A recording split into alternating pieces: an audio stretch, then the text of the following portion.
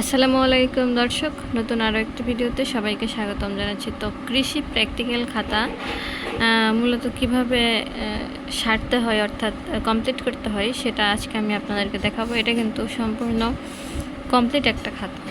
দেখেন, আপনারা যারা 9-10-এর শিক্ষার্থী, এসএসসি পরীক্ষার্থী, তারা মূলত এভাবে কৃষি খাতা কমপ্লিট করবেন। তো প্রথমে এই যে সূচিপত্রে কিন্তু আপনাকে 8টা বা 10টা বা আপনাদের স্যার যতটা বলবে ততটা পরীক্ষণ লিখতে হবে। এখানে তারিখ, নাম্বার, তারপর এখানে পরীক্ষণের নাম, পৃষ্ঠা আর মন্তব্যটা এটা মূলত শিক্ষকেরই করার দায়িত্ব।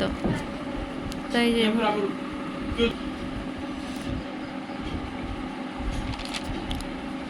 পিকচার যদি বলি, এই যে গাইস এভাবে পিকচার আঁকাবেন, অর্থাৎ চিত্র। ওকে,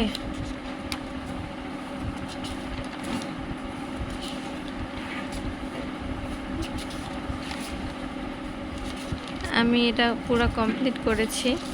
এই যে বুঝতে পেরেছেন গাইস, এই যে আপনার চিত্র।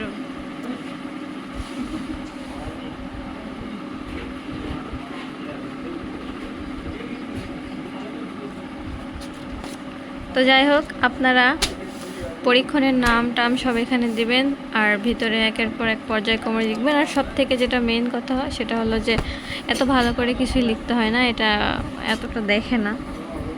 তো বন্ধুরা ভালো থাকবেন।